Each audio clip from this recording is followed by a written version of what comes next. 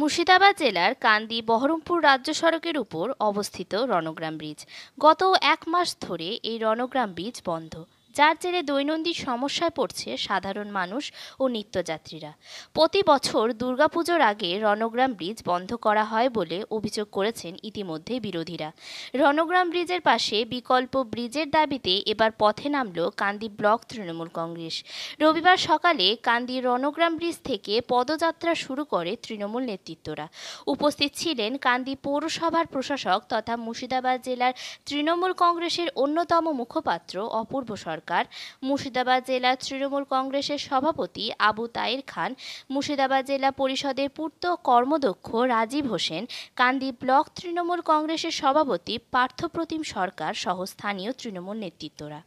কান্দি Rangram bridge থেকে পদযাত্রা শুরু করে গোকর্ণ খোসবাসপুর গিয়ে শেষ হয় এই পদযাত্রা শেষ করে সোমবার মুর্শিদাবাদ জেলা শাসক জগদীশ প্রসাদ মিনার কাছে একটি স্মারকলিপি প্রদান করা হবে বলে জানান অপূর্ব সরকার মহাশয়।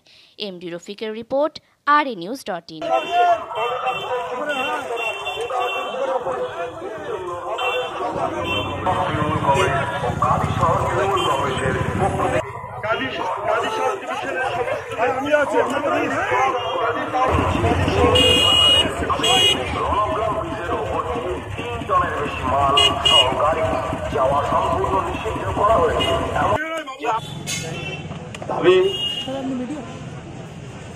সেই দাবিতে তৃণমূল কংগ্রেসের সৈনিকরা আজকে একটা জায়গায় হয়েছে। সঙ্গে আছে মুর্শিদাবাদ জেলা তৃণমূল কংগ্রেসের সভাপতি আবু তায়ের খান মহাশয়, কান্দি ব্লক সভাপতি এবং কান্দি বিভিন্ন অঞ্চলের প্রধান, কাউন্সিলররা, অঞ্চল সভাপতি, বুথ সভাপতি, পঞ্চায়েত সমিতির সদস্য, সভাপতিরা, সকলকে আমি ধন্যবাদ জানাই আন্তরিক। আপনারা এই যে জনগণের দাবি নিয়ে রাস্তায় হাঁটছেন, এই দাবিকে আমরা নিশ্চয়ই মান্যতা দিই, সম্মান করি, কারণ আমরাও আপনাদের নির্বাচিত প্রতিনিধি। এখানে আপনাদের নেতৃত্ব দিচ্ছেন ভাই অপূর্ব সরকার, যিনি রাজ্য সরকারের বিভিন্ন দপ্তরের দায়িত্বে আছেন এবং কান্দি পৌরসভার প্রশাসক হিসেবে কার্য পরিচালনা করছেন। সঙ্গে আছেন পার্থপ্রতিম সরকার, ব্লক তৃণমূল কংগ্রেসের সভাপতি, টাউন সভাপতি এখানে উপস্থিত আছেন, টাউনের অন্যান্য নেতৃবর্গ আছেন, ব্লকের নেতৃবর্গ আছেন, পঞ্চায়েত সমিতির অনেক কর্মকর্তারা এখানে উপস্থিত আছেন, জেলা পরিষদের সদস্যরা এখানে উপস্থিত আছেন, পঞ্চায়েতের প্রধানরা এখানে উপস্থিত আছেন। সর্বোপরি আপনারা যাদের দাবি নিয়ে আজকে আপনারা রাস্তায় নেমেছেন, তারাও আপনারা এখানে সকলে উপস্থিত আছেন। আপনাদের সকলকেই মুর্শিদাবাদ জেলা তৃণমূল কংগ্রেসের পক্ষ থেকে অসংখ্য ধন্যবাদ এবং অভিনন্দন জানাই। অপূর্ব সরকারের কাছে আমরা দাবি করেছি, পূর্ত কর্মাধ্যক্ষ রাজীব হোসেনের কাছে দাবি করেছি যে আমাদের ব্রিজের পাশ দিয়ে পুরনো বিরামরুটির রাস্তা আছে, সেই রাস্তাতে আমাদেরকে একটা সাহেবের সাথে কথা বলে মাননীয় ডিএম সাহেব আশ্বস্ত করেছে যে ইতিমধ্যেই তিনি রণগ্রামের ব্রিজের পাশ দিয়ে আরেকটি নতুন রাস্তা মানুষের চলাচলের জন্য বাস। গত 14 তারিখ কান্দি ব্লক তৃণমূল কংগ্রেসের সম্মেলনে জেলার নেতা আবু তাহের খান সাহেব ঘোষণা করেছিলেন তিনি আমাদের সভাপতি সাংসদ যে রণগ্রামের ব্রিজের পাশ দিয়ে একটা কজওয়ে তৈরি করা বা একটা ডাইভার্টেড রোড তৈরি করার কথা তিনি ঘোষণা করেছিলেন এবং এ নিয়ে একটা পদযাত্রা করে ডিএম সাহেবের কাছে একদিকে মুখ্যমন্ত্রী মমতা বন্দ্যোপাধ্যায়ের নতুন রণগ্রাম ব্রিজ নির্মাণের জন্যে 25 কোটি টাকা দেওয়া এবং তার কাজ শুরু হওয়ার জন্য ধন্যবাদ জ্ঞাপন, আরেকদিকে আবেদন নিয়ে একটা বাইপাস রোডের আবেদন নিয়ে আমরা ডিএম সাহেবের কাছে জমা দিতাম যাতে রাজ্য সরকারের পক্ষ থেকে তার ব্যবস্থা গ্রহণ করা হয়। এই ব্রিজ ব্রিটিশ আমলের তৈরি ব্রিজ, স্বাধীনতার পর 7 দশক অতিক্রম কংগ্রেস ক্ষমতায় ছিল, সিপিএম ক্ষমতায় ছিল, বিজেপি ক্ষমতায় আছে। এখানকার সাংসদ অধীর চৌধুরী তিনি প্রায় 21 বছর ধরে সাংসদ হয়ে আছেন, দিল্লির মন্ত্রী ছিলেন কংগ্রেসের। কিন্তু দুর্ভাগ্যের বিষয়, না অধীর চৌধুরী তার নেতৃত্বে কংগ্রেস এই ব্রিজ নিয়ে চিন্তাভাবনা করেছে, কেন্দ্রীয় সরকারের কাছ থেকে এই ব্রিজের জন্যে টাকা নিয়ে এসে ব্রিজ নির্মাণ করার দাবি করে তিনি করতে পারতেন আমরা মনে করি। কিন্তু কাদির মানুষের প্রতি বঞ্চনার অভিযোগ আজকের নয়, দীর্ঘদিনের। তার সাংসদ কোটার টাকা থেকে কোনো দাবি থেকে শুরু করে তার বঞ্চনা কাদির মানুষের প্রতি আছে। তাই তিনি 21 বছর সাংসদ থেকেও, এমপি থেকেও এই ব্রিজ নির্মাণের জন্যে কোথাও কোনোদিন একটি শব্দ ব্যবহার করেননি। আজকে কেন্দ্রীয় সংস্থা রাইটস তারা আজ ব্রিজের ভারবহন ক্ষমতা নাই বলে ঘোষণা করেছে। স্বাভাবিকভাবেই রাজ্য সরকারের মুখ্যমন্ত্রী মমতা বন্দ্যোপাধ্যায়, ক্রীড়ামন্ত্রী দপ্তর এবং এখানকার জেলা প্রশাসন এই ব্রিজের ওপর ভারী যানবাহন চলাচল বন্ধ করে দিয়েছে, বাস চলাচল বন্ধ হয়ে গেছে।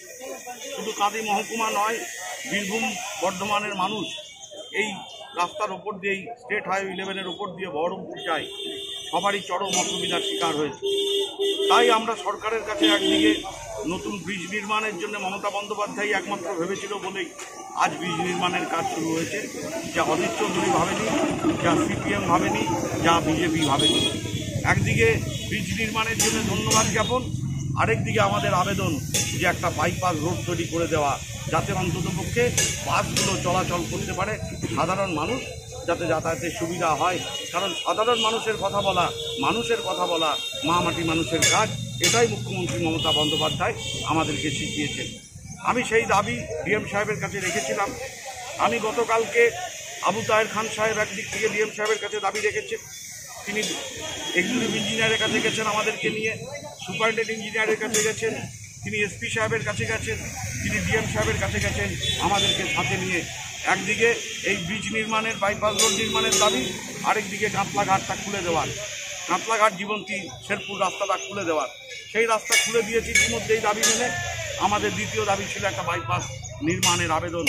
সেই আবেদন গতকাল রাত্রে আমি যখন আমার আবেদনের কপি আমি ডিএম সাহেবকে হোয়াটসঅ্যাপ করে তার গোচরে আনি যে আমাদের একদিকে কৃতজ্ঞতা জ্ঞাপন, একদিকে আমাদের আবেদন বাইপাস রোড নির্মাণের, তিনি সঙ্গে সঙ্গে আমার উত্তর দিয়ে জানিয়েছেন যে আপনাদের দাবি গ্রহণ করা হয়েছে। ইতিমধ্যেই আমি সেই ব্যবস্থা গ্রহণ করেছি যাতে আগামী দিনে রাজ্য সরকারের পক্ষ থেকে দ্বিতীয় বিকল্প একটি রাস্তা নির্মাণ করা যায়।